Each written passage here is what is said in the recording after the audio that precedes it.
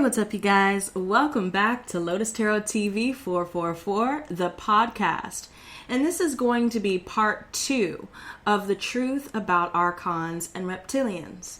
Now, the first video, if you missed it, I suggest that you go and check that out first to get an idea of just what these Archons and Reptilians are and how they operate. Because in this video, I will be discussing how to defeat the Archons and Reptilians. Okay? So, at the end of the previous video, I mentioned Lightworkers and how we're coming across more cluster B personality disordered individuals. And I feel like that has a major influence on what's going on in the world today, especially with us Lightworkers, you know, having to separate from old friends or to walk away from certain family members or what have you because of this phenomenon. Now, we've already discussed how they operate, right? They are a cerebral entity. And I want to give a brief overview on just what you have to look forward to as a Lightworker, and then we'll get into how to defeat them, okay? So, their only goal, you guys, the Archons' only goal is to cause Lightworkers to fall in consciousness. The Archons can stir up old unresolved issues. If for some reason the Archons cannot infect the Lightworker, they will manipulate another to act out this archontic agenda. Many Lightworkers are reporting people blaming them for things they have not done, and other people are projecting their issues onto them. Now, stay tuned, you guys, because I will be going live sometime this week to do another collective reading. And yeah, you guessed it. Your girl has another mini story time for you guys where I talk about this very thing, okay?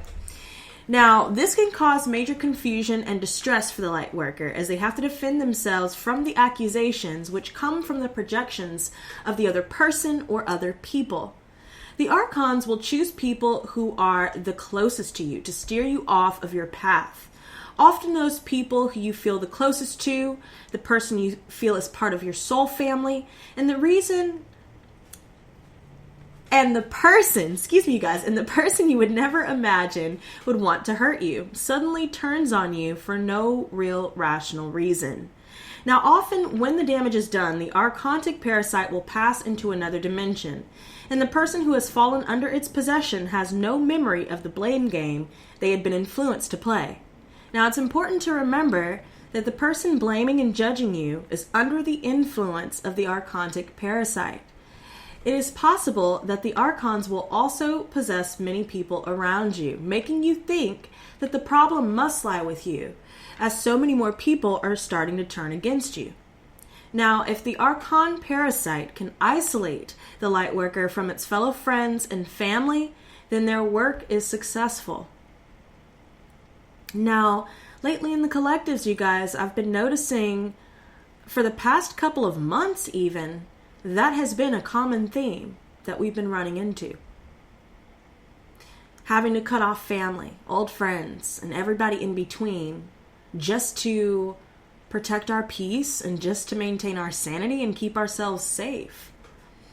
This has a big hand in it, you guys, especially to the empaths out there, to those of you that read tarot, to those of you that are astrologers, and everyone in between. If your mission is to help other people heal, and you are on your own journey of healing and ascension, that's going to make you an even bigger target to these entities, you guys. Now, keep in mind, the higher up the ladder you climb, the more work you do on yourself, the lighter you become, the more open to this archontic attack you are prone. It's like moths to the flame. The Archons can pick you out from the sea of the collective consciousness and can send their tendrils to attack you either directly through your own thoughts or through the negative thoughts of another. They can directly influence another person to attack you. Many light workers are under heavy attack from others right now, from people they once considered to be their close friends or even other fellow light workers. Division causes blame, anger, and fear, which is delicious food to the archontic parasites. It's as if mankind are infected by an evil disease. People are acting out of character, and even your loved ones can become infected and act out an archontic agenda. Now, my experience with these beings, definitely is through the readings, and hence why I've had to take several steps back from doing a lot of the readings, especially when it came to private readings and things like that. Now, while I was focusing on even spell work and doing protection spells, reversal spells, and, cord cutting spells and things of that nature, things to help the client heal, I noticed that these people had these attachments on them, these black slimy little tendrils inserted in their auric fields. And so I saw bundles of these tendrils gathered in the center of the chakra, especially the solar plexus, the place of the ego. Now, I talk a lot about how there's always this tightness in our gut, or maybe we feel like there's this anxiousness or nervousness in the center of our belly. We feel, like our stomach is dropped, so to speak, when we're around certain people. And I feel like this has a lot to do with that. So guys, listen up, especially to the light workers and empaths out there. Now, when I worked with my clients with truth and light frequencies, it worked well for other issues and problems, but I started seeing that instead of healing the person, the light energy seemed to feed the archons, giving them more power. Now, guys, what I'm about to share with you guys, I want to reiterate the fact that whatever you hear on this channel or any other channel, I suggest that you all do your own independent research for yourselves. Okay? But what I'm about to share, take it with a grain of salt. And like I said, do your own research to see to see for yourself. But as I looked at their energy bodies, I saw several long slimy tendrils, okay? And all of them were gathered in the center of the solar plexus. So I tried to pull them out, and I wasn't able to do so. Now, I called down the energy of their soul and aided them in breathing in the healing power of their soul, holding them in truth frequency. And basically, like I said before, it fed them even more. So the tendrils started to take on more power and more form. And I watched them develop from being simple tendrils to embryos. Okay, so now it's becoming even more infected. So I didn't know what to do. And it seemed like the higher the energy I called upon, the worse the situation became. So if you guys are noticing that the reverse is happening, you're calling on, light frequency, and it seems to only make the problem worse, this is a portion of the reason why. Now, I called upon my own soul, okay? And I was trying to figure out a way to work through this tricky situation. And through my research, I found that other shamans and other people that are focused on spiritual cleansing that deal with this specific type of entity, they have claimed that the use of visualizing this solid black dense energy was what helps remove the infestation. Now, in my other research, okay, this is going to sound a bit controversial because a part of me, I'm still looking into this, but it struck me as odd, and I kind of found it a little bit interesting. There have been other shamans, and I have not tried this for myself, and I'm not going to try it, you guys, until it's like my last resort. But I found that multiple shamans have said that the answer was the energy of Satan. Okay? Now, as you can imagine, I was surprised to hear this shit. Straight up, because I don't work with that energy, and I don't ever tell any of my viewers to work with that energy, and I'm certainly not telling you to work with this energy now. But in my research, this is what I found. And it wasn't just one or two resources where I found that energy comes up, right? Now, here's the thing. Before I even get into the story, Okay? I want to tell you guys that I do not have the same judgments or fears around the being Satan as many in the New Age circles. Honestly, a part of me, through more research and more of my learning along my spiritual journey, I've figured that the satanic frequency is also part of creation, seeing as how God created this particular entity as well. And part of my overall multidimensional consciousness, because we all have light and dark, especially when we discuss shadow work, okay? Now, with the permission of the client, together we held this frequency, okay? We encased their whole energy body in a black energy, okay, with the satanic frequency enabled.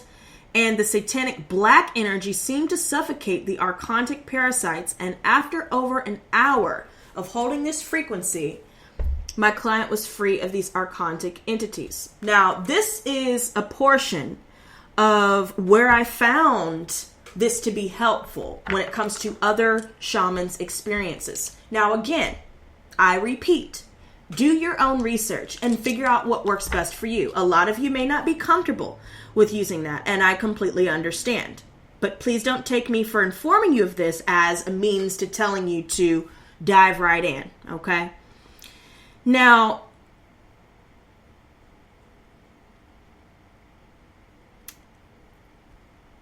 what I've noticed in my own experience, right?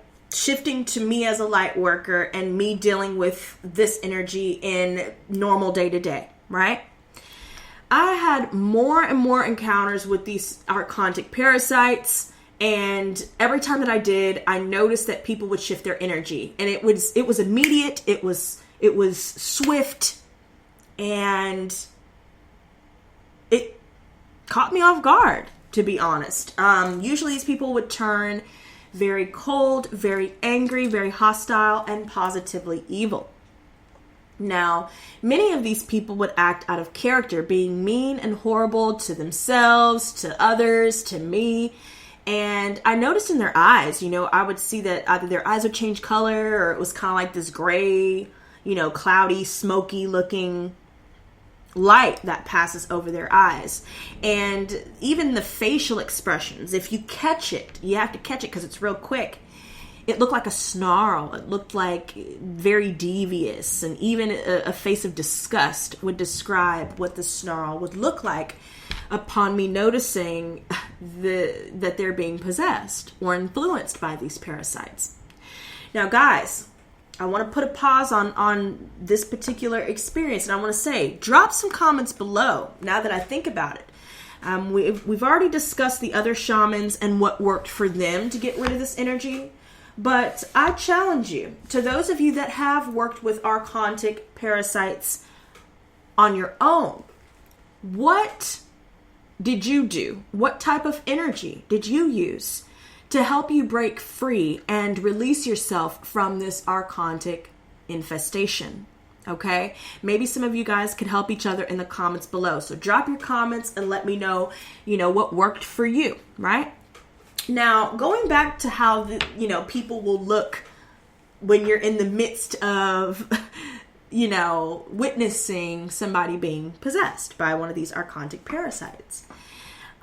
These people definitely were acting out of character, okay? And like I told you guys about this little mini story time I'm going to tell you guys when I go live again, the blame shifting, judging other people, accusing everybody around them of, whatever, maybe just they seem paranoid. I've noticed that would happen a lot more, and they would be fixated on whatever they're judging or accusing other people of. Now, what I find interesting, okay, is that many of these people that experience this particular infestation are people in positions of power in one form or another. They have the ability to hold other people to ransom, and through the archontic infection, we're able to affect other people too. So I've been seeing archontic infestation spreading from people's auric fields to attach to other people, bringing those other people to anger and fear. Now, you know how we've discussed a little bit through a few of my collectives about spirit jumpers, and we've touched on it a little bit, but I've been a little bit wary of speaking on this topic for fear of sounding outright insane. But